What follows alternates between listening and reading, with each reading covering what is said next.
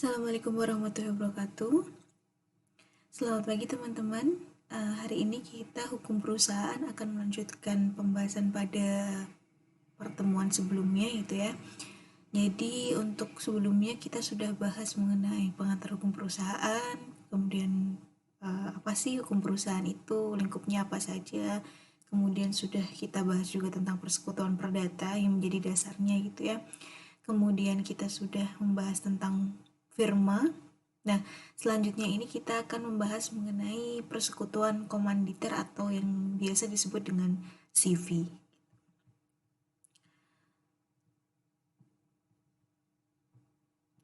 Nah, kalau pertemuan kemarin saya juga sudah menjelaskan mengenai badan usaha atau perusahaan gitu ya, yang menurut statusnya itu dibedakan menjadi dua, berbadan hukum dan bukan badan hukum. Itu kemarin sudah saya jelaskan gitu ya. Jadi kalau misalkan kita berbicara CV, firma, CV, kemudian persekutuan perdata, ini masuknya dalam badan usaha yang bukan badan hukum gitu. Nah, selanjutnya kita kemarin sudah membahas tentang PP, kemudian firma. Nah, terakhir ini kita akan membahas mengenai CV atau persekutuan komanditer. Apa itu CV? Kemudian pendiriannya seperti apa? Pembubarannya seperti apa? Nah, itu akan kita bahas dalam satu pertemuan ini. Persekutuan komanditer atau Komanditair Vennootschap atau biasa singkat dengan CV. Jadi kalau CV ini sendiri penamaan memang seperti firma kemarin. Jadi kalau firma itu kan biasanya namanya itu FA Budi Jaya misalkan, atau FA Sejahtera gitu kan, itu namanya berarti firma sejahtera gitu. Nah, sedangkan untuk CV sendiri sama, CV ini biasanya sering ya kalau misalkan CV itu ditemui gitu ya di dekat tempat tinggal teman-teman misalkan. Kalau firma mungkin agak jarang, tapi kalau CV ini kan banyak ditemui gitu. CV apa namanya, misalkan CV Budi Sejahtera gitu. Nah, itu kan banyak sekali CV, teman-teman bisa nanti misalkan lewat di mana ada CV apa di sekitar rumah kalian, itu banyak sekali. Nah, penamaannya sendiri memang hampir sama dengan firma penamaannya. Jadi ditentukan oleh mereka yang ada dalam CV tersebut. Gitu namanya. Asalkan seperti firma ya, nama itu tetap harus memperhatikan ketertiban umum, tidak boleh melanggar norma-norma yang ada. Seperti itu. Kemudian dasar hukumnya apa gitu. Nah, dasar hukumnya ini, CV ini dasar hukumnya ada pada pasal 19 sampai dengan 21 Kitab Undang-Undang Hukum Dagang. Kalau kemarin kita berbicara mengenai firma, firma itu kan dasar hukumnya pada pasal 16 sampai 18, kemudian 22 sampai 35, atau bisa dikatakan dari pasal 16 sampai pasal 35 KUH Dagang itu adalah pengaturan tentang firma. Nah, di dalamnya itu ada pengaturan tentang CV. Jadi kalau teman-teman sudah cek, sudah baca-baca KUH Dagang ya, saya harap mahasiswa itu sudah mulai aktif sendiri untuk mencari referensi gitu, karena kita perkuliahannya ini kan daring.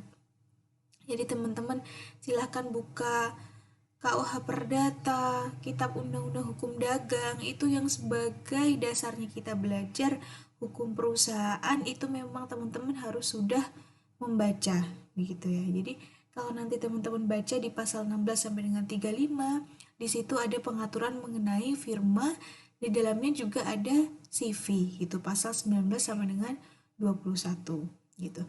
Nah, di dalam Kitab Undang-Undang Hukum Dagang sendiri, pengaturan mengenai CV ini tuh tidak terlalu banyak, tidak terlalu jelas gitu. Jadi kalau misalkan firma itu kan pendiriannya seperti apa, pembubaran dan lain-lain diatur dengan jelas. Sedangkan CV sendiri ini tidak diatur dengan jelas gitu. Nah, pengertiannya sendiri dari pasal 19 Kitab Undang-Undang Hukum Dagang sendiri gitu ya, itu disebutkan bahwa CV atau persekutuan komanditer itu merupakan perseroan yang terbentuk dengan cara meminjamkan uang atau disebut juga dengan perseroan komanditer, didirikan antara seseorang atau antara beberapa orang persero yang bertanggung jawab secara bertanggung renteng untuk keseluruhannya dan satu orang atau lebih sebagai pemberi pinjaman uang gitu.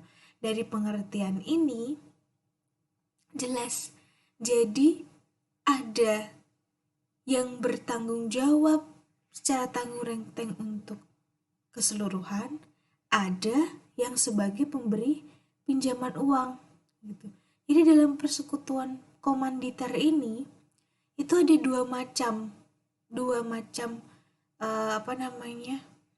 unsur gitu ya. Ada yang dia sebagai yang bertanggung jawab secara penuh seperti firma kemarin. Kalau di firma itu kan sekutu bertanggung jawabnya secara keseluruhan gitu ya, tanggung renteng gitu. Nah, ada yang dia itu hanya sebagai pemberi pinjaman uang. Maksud dari pemberi pinjaman uang di sini itu maksudnya itu sebagai pemberi modal gitu. Jadi kalau misalkan kita sudah belajar tentang persekutuan perdata, firma gitu kan, ada imbang, ada modal yang dimasukkan gitu. Jadi pemberi pinjaman uang ini sebagai pemberi modal gitu. Nah, persekutuan komanditer ini biasa juga disebut dengan persekutuan firma dalam bentuk khusus gitu. Jadi CV ini merupakan bagian dari firma. Nah, ada yang mengatakan seperti itu. Jadi pengertiannya itu persekutuan firma yang mempunyai satu atau beberapa sekutu komanditer. Ini maaf saya salah tulis. Sekutu komanditer itu yang pasif beserta satu atau beberapa orang sekutu komplementer yang aktif.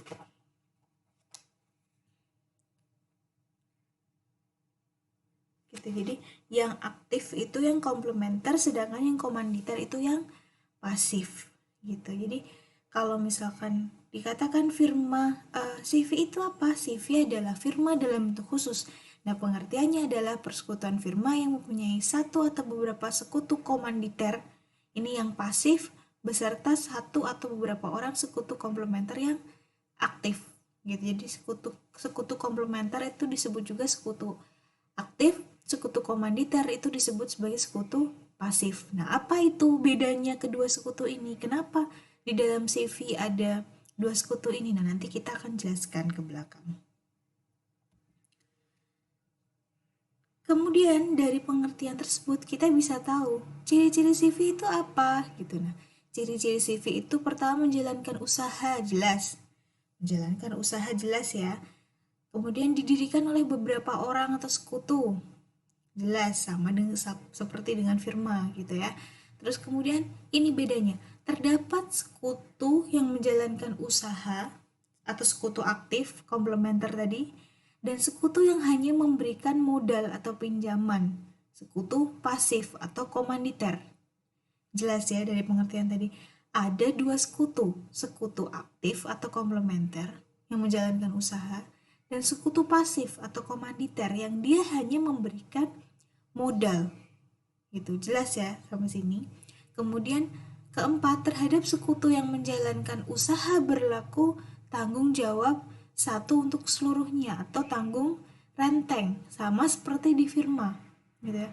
Kalau firma kemarin sekutu bertanggung jawab secara tanggung renteng. Nah, ini untuk di CV untuk sekutu aktif atau komplementer dia tanggung jawabnya tanggung renteng. Kemudian untuk sekutu pasif atau komanditer tanggung jawabnya sebatas modal yang distorkan. Nah, ini bedanya CV dengan firma gitu.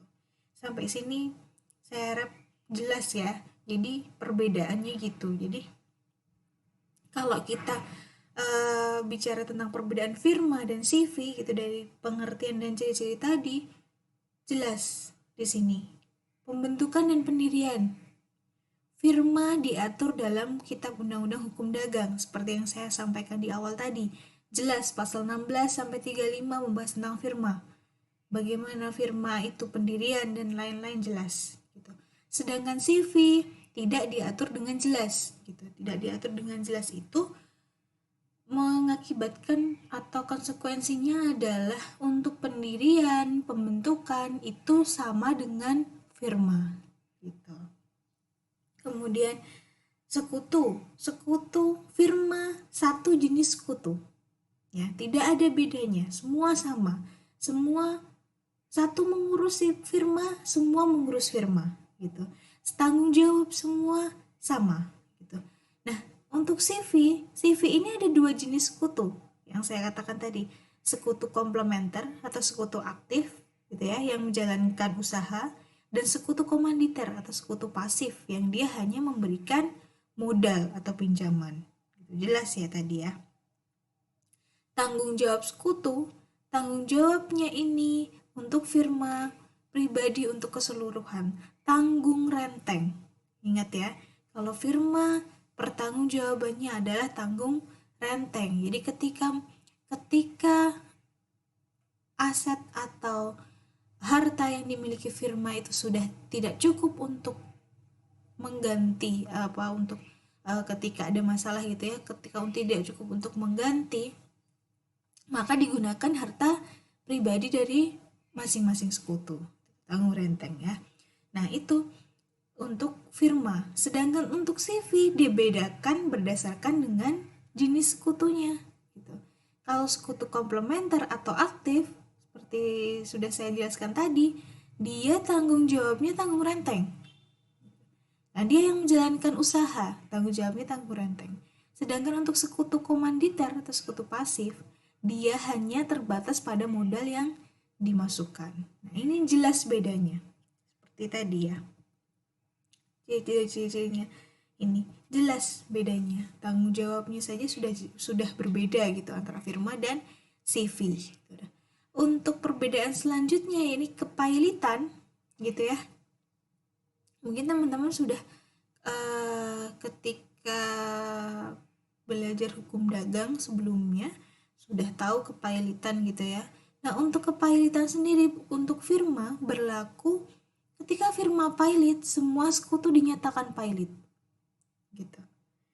Jadi ketika firma dinyatakan pailit, maka semua sekutu dinyatakan pailit. Karena apa tadi? Satu jenis sekutu. Semua sama. Hak dan kewajiban dan tanggung jawab sekutu di dalam firma itu sama. Jadi ketika firma dikatakan pailit, maka semua sekutu dinyatakan pailit. Jelas ya firma ya. Sedangkan CV berbeda. Dinyatakan pailit sebuah CV gitu ya, maka yang dinyatakan pailit adalah hanya pada sekutu aktif atau sekutu komplementer. Nah, ini bedanya. Sedangkan sekutu komanditer atau sekutu pasif tidak ikut dinyatakan pailit. Begitu. Karena apa? Yang menjalankan usaha adalah sekutu komplementer. Tanggung jawab untuk pribadi untuk keseluruhan itu adalah sekutu komplementer atau sekutu aktif. Sampai sini saya kira sudah jelas ya. Jadi perbedaan firma dan CV. Memang dikatakan bahwa CV ini adalah firma dalam bentuk khusus ya. Kekhususannya apa? Nah, ini kekhususannya. Gitu. Dikatakan hampir sama tapi tetap ada perbedaannya. Nah, ini perbedaan-perbedaan antara firma dan CV. Kemudian seperti yang saya sampaikan tadi, pengaturan tentang CV ini di dalam kitab Undang-Undang Hukum Dagang itu memang kurang jelas gitu ya. Jadi kayak pendiriannya seperti apa dan lain-lain. Nah, pendirian CV ini pada dasarnya sama dengan firma gitu. Kalau firma kemarin yang saya sudah jelaskan itu kan ada pembentukan, pendaftaran dan pengumuman. Nah, ini untuk CV itu sama. Didirikan secara otentik, jelas ya. Tapi kemarin kan yang saya sampaikan ada juga firma yang didirikan tanpa otentik. Tapi untuk memperkuat hubungan dengan pihak luar, kemudian membuktikan bahwa sebuah CV itu berdiri, itu memang harus otentik. Pada dasarnya harus otentik. Nah, ini sama CV. Pembentukan, pendaftaran, dan pengumuman ini sama. Secara otentik, kemudian pendaftaran juga harus didaftarkan ke kepaniteraan pengadilan negeri di mana CV itu didirikan. Pengumuman juga sama, gitu. Jadi tidak diaturnya dengan jelas pengaturan tentang CV di dalam Kitab Undang-Undang Hukum Dagang, itu maka untuk pendirian dan lain-lain itu disamakan dengan firma, gitu. Nah, namun ada beberapa hal yang harus diperhatikan ketika mendirikan sebuah CV, gitu ya. Itu kan di dalamnya itu nanti ada anggaran dasar, gitu. Dalam akta pendirian CV itu ada anggaran dasar. Nah, anggaran dasarnya apa? Isinya, gitu. Nah, anggaran dasar itu paling tidak harus memuat ini, 7 poin ini. Ada nama, kemudian ada tempat, jelas, gitu ya. Nama CV-nya apa, didirikannya di mana, alamatnya, itu jelas, gitu. Kemudian maksud dan tujuan didirikannya persekutuan, gitu. Maksudnya kenapa mendirikan CV ini, gitu. Misalkan CV CV yang menjalankan usaha jasa pengiriman, gitu. Jelas maksud dan tujuannya itu apa, kenapa mau mendirikan jasa pengiriman, gitu. Nah, itu harus juga dimasukkan dalam anggaran dasar. Kemudian tanggal berdiri dan berakhirnya persekutuan, sama ya seperti yang di firma, gitu. Kemudian modal. Nah, modal ini harus dicantumkan untuk mengetahui apa? Untuk mengetahui poin kelima ini. Yang mana yang sekutu komplementer, yang mana yang sekutu komanditer. Gitu. Ketika dicantumkan tanda modal persekutuan, kita akan tahu, oh siapa yang memasukkan modal, gitu ya, yang nantinya akan disebut sebagai sekutu komanditer atau sekutu pasif, yang mana yang dia bertugas untuk menjalankan usaha atau sekutu aktif atau komplementer. Jadi, dan itu siapa sekutu komplementer, siapa sekutu komanditer itu harus dicantumkan dalam anggaran dasar. Jadi jelas dari awal. Oh, ini sekutu aktifnya, ini sekutu pasifnya. Karena itu nanti akan konsekuensinya adalah mengenai hak, kewajiban, dan tanggung jawab dari masing-masing sekutu. Gitu. Jadi dalam anggaran dasar tuh jelas, ini sekutu aktif, ini sekutu pasif. Hak, kewajiban, dan tanggung jawabnya apa saja. Ini disebutkan dalam anggaran dasar. Gitu. Kemudian terakhir tentang pembagian untung dan rugi. Gitu. Karena ada 2 jenis sekutu di sini. Ada yang dia sebagai sekutu aktif yang tadi tanggung jawabnya itu secara tanggung renteng, ada yang dia sekutu pasif yang hanya sebatas modal yang disetorkan tanggung jawabnya. Maka pembagian untung dan rugi juga harus diatur dengan jelas. Gitu.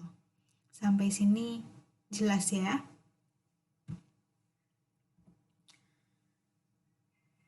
Nah, untuk lebih jelasnya lagi gitu, sekutu pada CV tadi, sekutu komplementer, sekutu komanditer.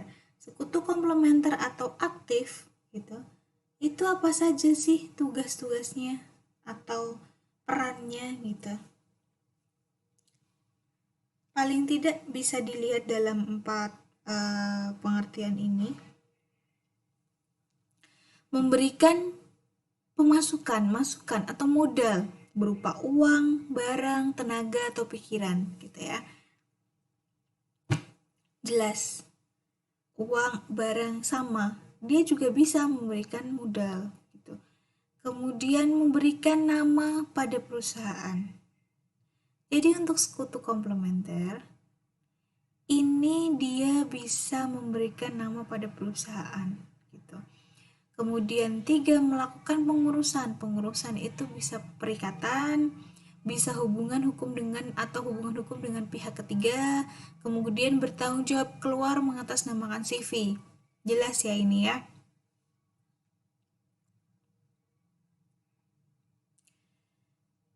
Kemudian terakhir adalah bertanggung jawab penuh sampai harta pribadi. Tadi, tanggung renteng. Jadi untuk sekutu aktif, oh ini sendiri untuk yang poin pertama gitu ya. Sebenarnya untuk berupa uang atau barang ini, kalau untuk beberapa referensi memang memasukkan bahwa sekutu komplementer bisa gitu ya. Cuman kalau menurut saya sendiri sebenarnya memang CV itu kalau dari awal dibedakan untuk sekutu komplementer ini untuk modal yang lain seperti uang dan barang ini tidak biasanya tidak dimasukkan gitu. Kalau tenaga dan pikiran memang iya karena dia yang menjalankan usaha, tapi untuk uang dan barang itu biasanya memang sudah dari sekutu komanditer gitu, sekutu pasif gitu. Jadi jelas ini tugas-tugasnya, dia bisa memberikan nama perusahaan, kemudian untuk urusan hubungan hukum dengan pihak ketiga, perikatan, kemudian tanggung jawab keluar atas nama CV itu juga dari sekutu komplementer. Kemudian tanggung renteng itu jelas gitu ya dari sekutu aktif atau komplementer gitu.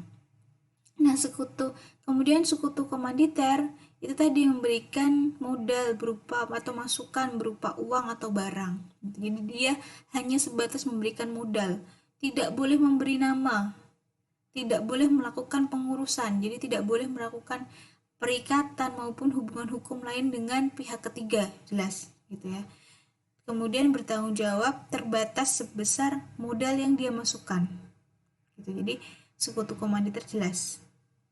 Dia pasif gitu. Tidak boleh dia kemudian keluar mengatasnamakan CV gitu. Gitu ya, jelas ya. Nah, jenisnya ini bisa dibedakan menjadi dua gitu. Ada yang dilihat dari perkembangannya, ada yang dilihat dari hubungan dengan pihak ketiga.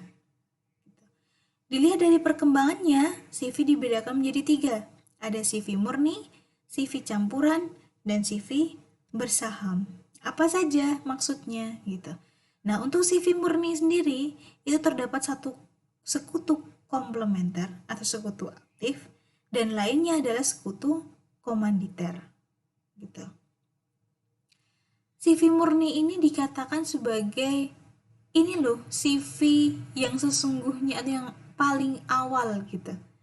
Karena memang ketika berbicara CV itu ada beberapa referensi yang mengatakan bahwa CV itu memang ada yang menjalankan usaha sekutu komplementer dan yang lainnya ini hanya sebatas memberikan modal gitu. Ini CV murni gitu. Kemudian CV campuran ini berawal dari firma dan beralihnya tanggung jawab pasif atau aktif gitu ya. Jadi kalau CV campuran ini bisa dikatakan CV ini awalnya firma dulu gitu. Semua sekutu sama gitu ya. Semua sekutu sama. Kemudian butuh tambahan modal gitu. Ketika butuh tambahan modal, nah dari sekutu misalkan ada 4 sekutu gitu ya. Kemudian dalam firma gitu. Kemudian ada butuh tambahan modal. Nah, 1 dari 4 sekutu tadi itu memberikan tambahan modal. Tapi dia menginginkan adanya perbedaan tanggung jawab gitu. Pasif dan aktif tadi sekutu gitu. Jadi ketika dia menambahkan modal, kemudian beralih tanggung jawabnya ada pasif aktif. Jadi ketika dia menambahkan modal, kemudian dia meminta untuk tanggung jawabnya sebatas modal. Nah, itu kan langsung beralih dia sebagai sekutu pasif gitu. Dia sudah bukan lagi sekutu aktif gitu. Dia hanya sekedar memberikan modal, bukan menjalankan usaha gitu. Itu CV campuran. Atau bisa juga muncul itu ketika membutuhkan tambahan modal yang itu akhirnya diberikan oleh pihak ketiga atau di luar sekutu tadi ya. Jadi misalkan sudah ada suatu firma atau suku firma gitu ya. Kemudian dia butuh tambahan modal atau CV, sudah ada CV juga, kemudian butuh tambahan modal. Nah, ini mendapatkan modal dari pihak ketiga atau luar. Nah, ini bisa dikatakan sebagai CV campuran, yang dimana pihak ketiga atau luar itu tetap nanti akan disebut sebagai sekutu pasif atau komanditer.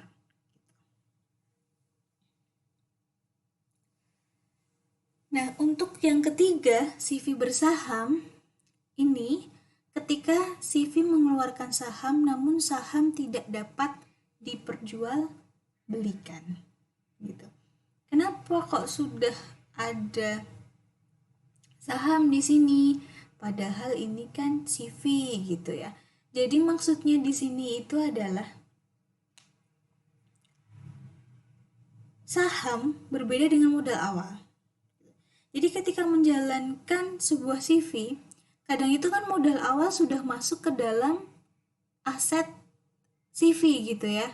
Sudah masuk ke dalam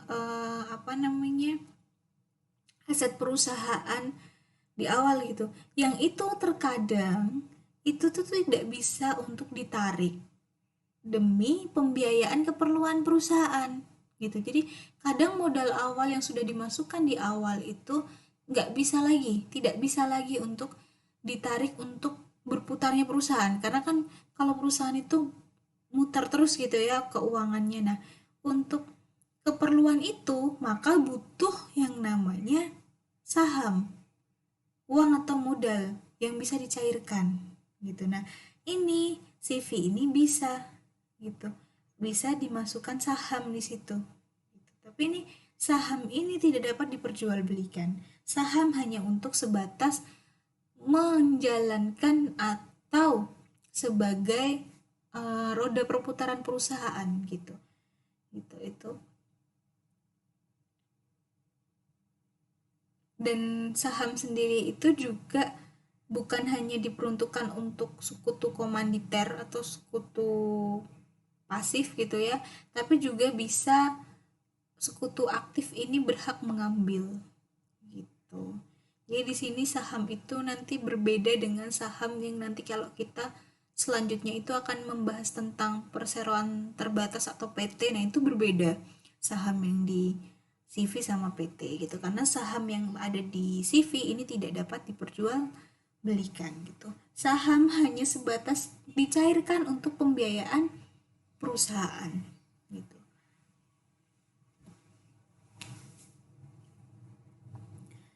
Nah, dilihat dari hubungan dengan pihak ketiga, ini ada 3 juga, ada CV diam-diam, CV terang-terangan, dan atas saham.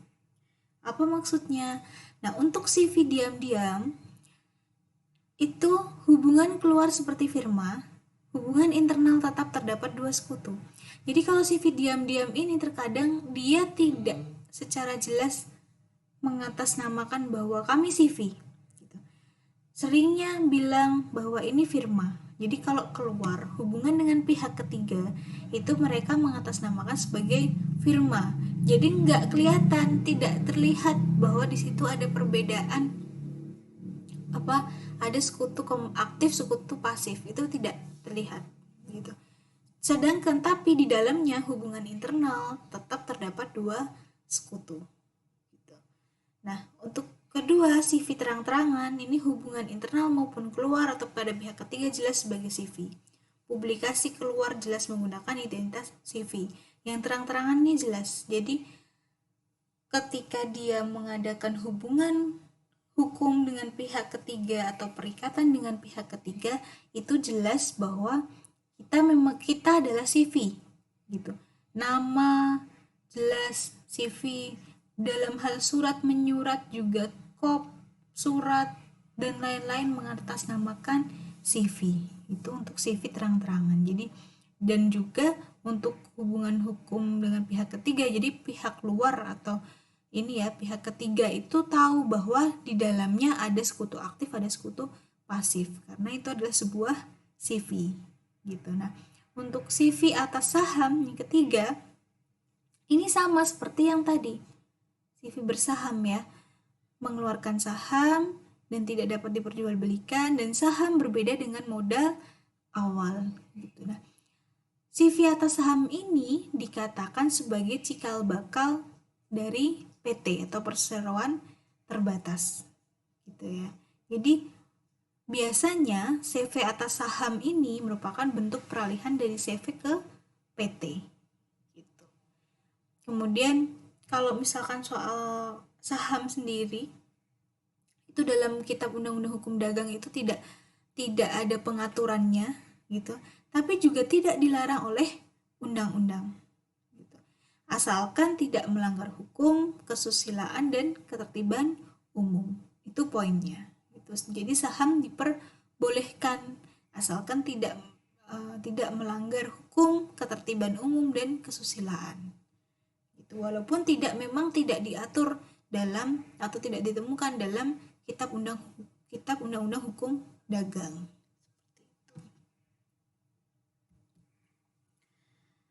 Kemudian kelebihan CV gitu. Seperti yang dari awal tadi saya bilang, kita banyak menemukan CV gitu ya di sekitar kita.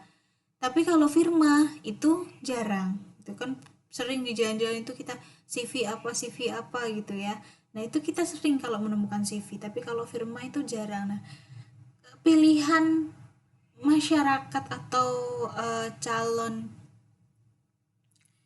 yang menjalankan usaha kenapa memilih CV, itu kita sebenarnya bisa melihat dari beberapa hal alasan mungkin ya yang dimungkinkan kenapa lebih memilih CV daripada firma gitu.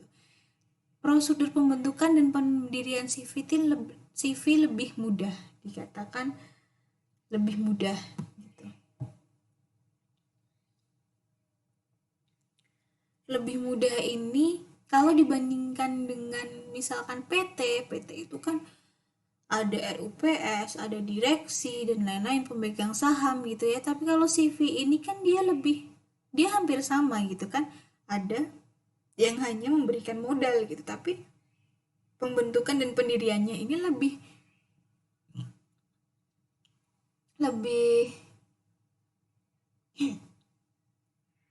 maaf.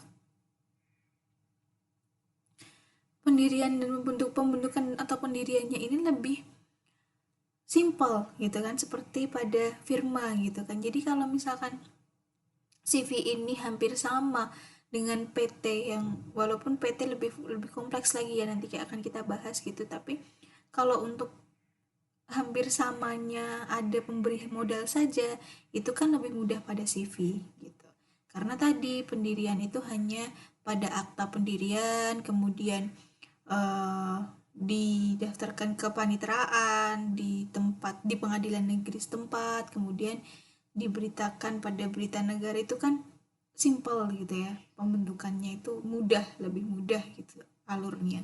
Kemudian organ CV itu juga sederhana, tadi hanya ada 2 sekutu, jadi jelas ada sekutu pasif, sekutu aktif gitu ya, jelas itu. Tapi sedangkan kalau kita berbicara tentang PT itu kan organnya itu tidak hanya 2 organ gitu kan, ada banyak organ gitu. Jadi kalau CV ini lebih sederhana organnya. Kemudian fleksibilitas hak dan kewajiban dari para sekutu. Jadi fleksibilitas di sini itu jelas gitu, bahwa ketika ada sekutu yang memasukkan modal, dia sebagai sekutu pasif, dan yang lain yang menjalankan berarti dia sekutu aktif gitu kan. Dia berarti jelas hak dan kewajiban para sekutu, fleksibilitas gitu.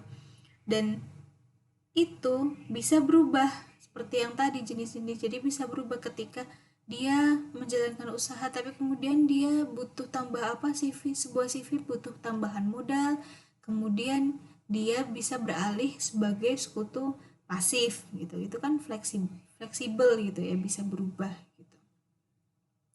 Kemudian terakhir adalah dapat mengikuti tender pada perusahaan maupun pemerintah gitu. CV merupakan badan usaha bukan badan hukum yang dia sudah bisa ikut tender gitu, minimal di lingkungan pemerintahan gitu. Jadi kalau ketika ada pengadaan barang jasa, misalkan ada CV yang bergerak dalam bidang pengadaan barang gitu ya, dia bisa ikut tender atau seleksi di pemerintah setempat, misalnya pemerintah daerah gitu, itu sudah bisa.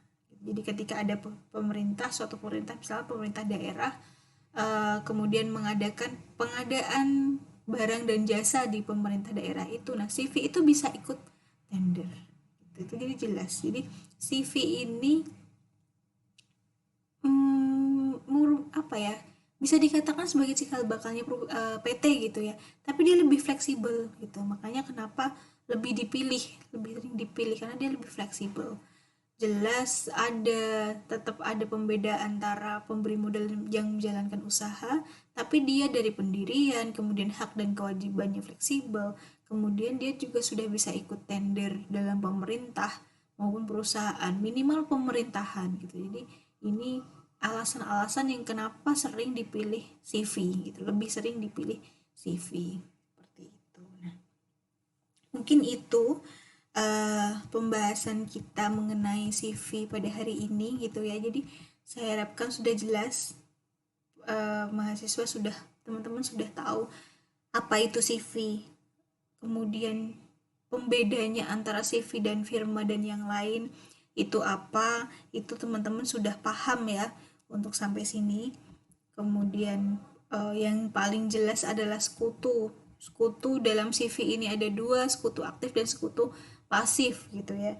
Apa saja tanggung jawabnya, tugasnya, itu teman-teman harus sudah paham begitu. Nah, teman-teman, untuk pertemuan hari ini pembahasan pada CV saja gitu ya. Nah, dalam RPS kita pembahasan sampai CV ini, setelah ini adalah ada ujian tengah semester sebenarnya gitu ya. Nah, UTS sendiri itu kan memang ditiadakan, jadi kita tidak ada UTS sebenarnya. Kalau misalkan sebelum-sebelumnya kan kita ada UTS tertulis gitu ya. Nah, sekarang itu tidak ada UTS, disebutnya bukan UTS gitu ya. Namun dari koordinator mata kuliah hukum perusahaan Bapak Dr. Suparnyo sendiri sebelumnya itu sudah ada diskusi dengan saya gitu ya. Jadi untuk hukum perusahaan ini diharapkan ada gitu UTS dalam bentuk lain gitu. Dalam bentuk lainnya apa? Nah, kita mau ada tugas gitu sebagai nilai tambahan nanti untuk di nilai akhir semester gitu. Nah, untuk itu teman-teman, maka tugas akan tetap saya berikan gitu. Nanti hari Kamis akan saya upload di Sunan tugasnya gitu ya. Nanti sama seperti pada mata kuliah hukum dan HAM gitu ya, nanti akan ada waktu untuk mengerjakan seperti itu. Jadi nanti tugas itu akan saya nilai sebagai nilai tambahan untuk dinilai akhir nanti gitu. Nah, saya harapkan untuk tugas teman-teman kerjakan dengan sungguh-sungguh gitu ya, karena dari tugas mata kuliah hukum dan HAM itu ada beberapa yang menurut saya maksimal gitu ya, tapi ada beberapa yang kurang maksimal, atau tolong diperhatikan ketika mengerjakan tugas itu dikerjakan dengan sungguh-sungguh, karena kita ini perkuliahan ini kan daring terus ya sampai mungkin sampai sampai akhir semester gitu ya, atau sampai waktu yang nanti ada pengumuman lagi gitu, tapi kan kemungkinan ini kita kuliah daring terus. Agak kesulitan untuk teman-teman mahasiswa ini kan mungkin mengerti apa yang saya jelaskan gitu. Saya juga ketika menjelaskan secara langsung dengan menjelaskan lewat video gitu kan, atau lewat pertanyaan lewat chat itu kan kurang jelas gitu ya. Saya rasa itu mahasiswa juga kurang bisa memahami gitu ya ketika ini. Pasti ada juga yang males-males hanya nanti nonton video dengerin video sampai lama-lama kayak gitu-gitu. Nah, saya harapkan dari nilai-nilai tugas itu saya bisa mengetahui sejauh mana sih mahasiswa itu sudah mengerti atau paham mengenai mata kuliah yang sudah saya sampaikan seperti itu. Jadi kalau mengerjakan tugas itu yang sungguh-sungguh gitu. Itu ya teman-teman. Kemudian untuk presensi tetap melalui Sunan sesuai dengan jadwal mata kuliah kita. gitu. Nah, untuk presensi sendiri kadang ada yang kendala, Bu saya sudah isi tapi belum masuk, Bu saya kok nggak bisa isi dan lain-lain. Silahkan langsung menghubungi saya lewat WA gitu. Mungkin kadang saya slow respon atau belum saya balas, tapi tetap itu kan masuk ke chat saya dan akan selalu saya lihat gitu. Walaupun misalkan saya lupa membalas gitu ya, tetap saya lihat gitu. Jadi kalau misalkan ada kendala presensi dan lain-lain langsung bilang gitu. Tapi bukan berarti terus kemudian kalian itu tidak mengisi presensi kemudian bilang mengisi presensi. Karena ketika kalian juga membuka materi dari saya, itu kan juga terlihat siapa yang sudah buka materinya. Gitu ya teman-teman ya. Itu ini untuk mengajarkan teman-teman disiplin dan juga untuk mengetahui bahwa kuliah daring ini bukan hanya sekedar kuliah, teman-teman lihat apa bisa layeh-layeh di rumah ini gitu ya. Jadi tetap ada effortnya di situ, ada usahanya di situ sebagai mahasiswa untuk belajar tuh ada. Itu yang pengen saya lihat gitu ya teman-teman. Karena kita teman-teman ini kan sudah semester 3 ya, belajar untuk disiplin, belajar untuk belajar mandiri gitu. Karena kita tidak tahu ini pandemi itu sampai kapan gitu ya. Jadi saya juga berusaha untuk menyampaikan materi sebisa saya, semaksimal saya. Teman-teman juga harus berusaha semaksimal mungkin untuk belajar mandiri gitu. Jadi apapun misalkan ada pertanyaan, silahkan juga tanyakan ke saya langsung gitu. Bu, penjelasan ini kurang jelas. Bu, saya ada pertanyaan tentang ini, atau Bu, kayaknya salah deh penjelasan Ibu. Silahkan saja langsung menghubungi saya gitu. Walaupun saya slow respon misalkan atau belum saya balas, tetap saya lihat. Karena kalau ketika sudah masuk ke WA saya gitu ya, atau ke nomor saya, itu pasti kan ada history dan ininya, riwayatnya gitu ya. Jadi tetap saya lihat gitu. Begitu teman-teman. Tetap semangat belajarnya walaupun kita tidak bisa tatap muka gitu ya, tetap semangat belajarnya, tetap bersungguh-sungguh gitu teman-teman ya. Mungkin pertemuan hari ini saya cukupkan sampai di sini. Mohon maaf apabila ada kesalahan yang saya sengaja atau tidak sengaja dalam pertemuan hari ini.